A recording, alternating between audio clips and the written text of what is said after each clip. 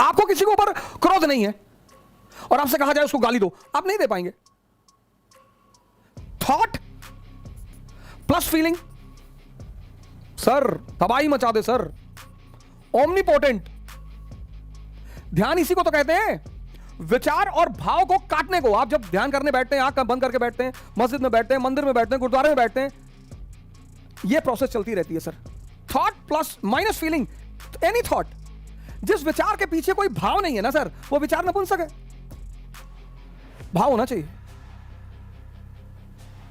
तो जैसे ही हम भय का वातावरण क्रिएट करते हैं, अब आदमी का मन तो 24 घंटे रिवॉल्व कर रहा है, अब उसके मन में विचार चल रहे हैं और निगेटिव विचार चल रहे हैं, तो रस बहेगा सर, यही जान लेता है सर।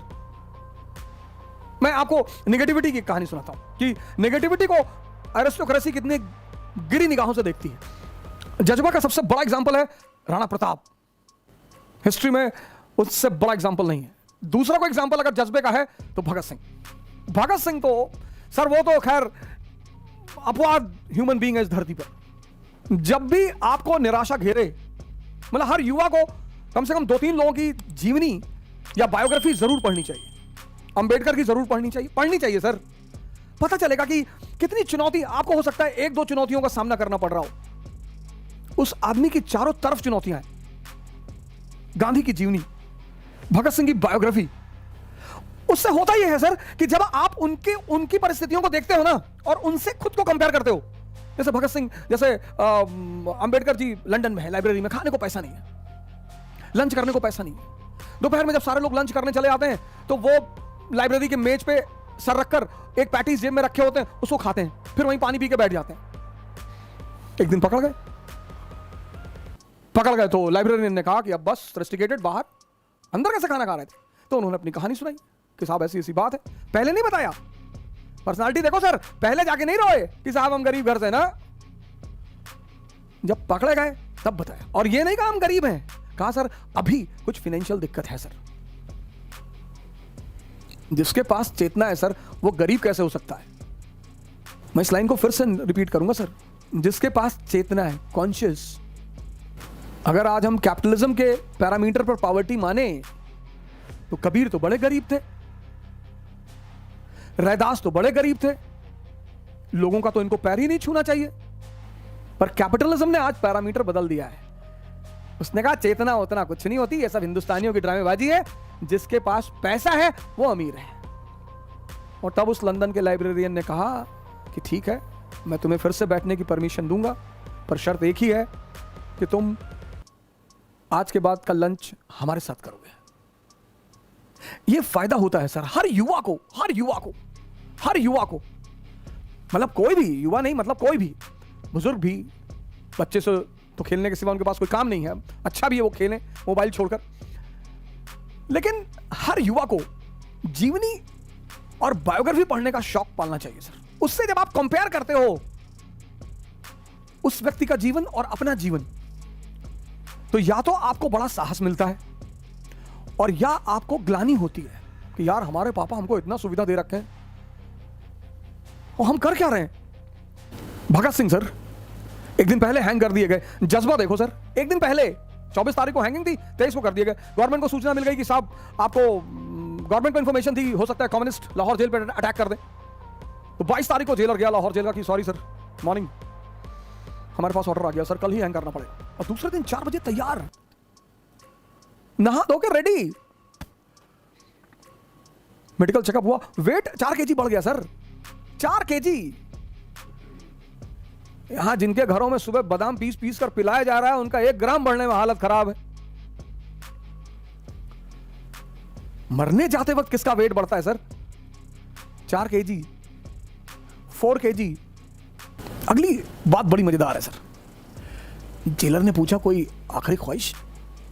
तो एक किताब पढ़ रहे थे, मार्क्स एंड लेनिन।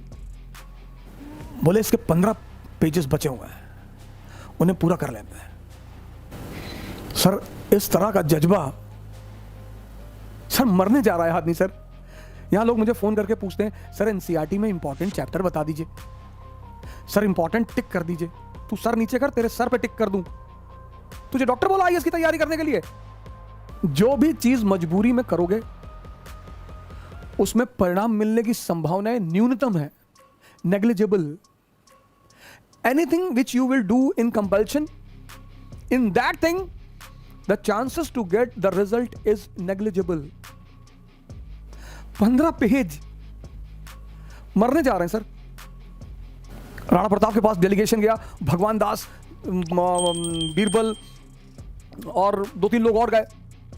कह रहे सारे राजा महाराजा अकबर से दोस्ती कर रहे हैं और आप जो है फालतू में बैठे हुए हैं इस तरह से। और करना क्या है? 2 ही काम करना है, सज्जा करना है, पैबोस करना है। वो हिंदुस्तान के शहंशाह, बोले हम भी हैं। तो अकबर बहुत समझदार बुद्धिमान तो था ही, उसने एक ब्राह्मण से फरमान पढ़वाया अपना, क्योंकि ब्राह्मण को मारा नहीं जा सकता था। तो राणा ने कहा कि अच्छा है कि तुमने फरमान पढ़ा, किसी और ने पढ़ा होता तो यहीं दफन कर दिए होते, लड़ेंगे।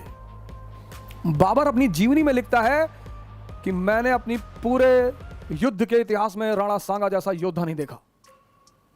जज्बा है सर, हार और जीत तो एक अलग चीज है सर। जो हार के डर से लड़ेगा ही नहीं, उसको मजा ही कहां आएगा जीवन में। यह परेशानी का दौर है सर। आपका जज्बा किसी का उत्साह बनेगा सर। युवाओं का जज्बा देश का उत्साह। सर ये जो हार्मोन है ना, वो विचार से ही, विचार वो जो आपको आनंद की अनुभूति होती है वो इसकी वजह से होती है। वो अनुभूति जो है, फीलिंग, जैसे आप गुस्सा है, आप चाहकर गुस्सा नहीं हो सकते। जैसे कोई आपके सामने बैठा हो और कहे मेरे ऊपर गुस्सा हो, आप नहीं हो पाओगे, आप हंसने लगोगे। इसीलिए हम कलाकारों को बड़ा सम्मान करते हैं कि बिना परिस्थिति के भाव पैदा करना।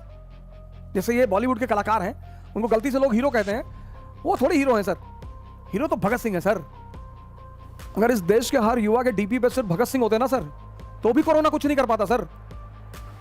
हमने बड़ी सारी परिभाषाएं ही गलत दे दी सर। जज्बा पैदा ही नहीं हुआ, क्योंकि इनके पास तो है नहीं। ये तो मूवी पर्दे पे, रियल लाइफ में जज्बा दिखाते हैं ना सर। ओरिजिनल लाइफ में बाहर निकलकर ओरिजिनल जीवन में लड़ाई लड़ना, संघर्ष करना और एक मुकाम बनाना कि एक पॉजिटिव वातावरण, एक उत्साह का वातावरण, हम एक जीवन भी बचा ले जाएंगे ना सर, बहुत है सर। अरे एक आदमी से क्या होता है? अरे सर एक आदमी से ही तो सारा खेल है सर। जब घर मजबूत हो गया तो बाहर निकलेंगे। जब शहर का पूरा टेंडर मिल रहा है तो अब स्टेट का टेंडर लेंगे। स्टेट का टेंडर पूरा मिलेगा तो नेशन का टेंडर लेंगे। नेशन का टेंडर हाथ में आ गया तो इंटरनेशनल टेंडर लेंगे। इस दुनिया में एक ही सिद्धांत है, शक्ति का सिद्धांत। कुछ भी करना है, कुछ भी सेवा करनी है, शक्ति, भक्ति करनी है, शक्ति। हर जगह शक्ति की जरूरत है सर, हर जगह। इसलिए हर व्यक्ति की जीवन में पहली प्रायोरिटी होना चाहिए शक्ति का अर्जन, achievement of power at any cost.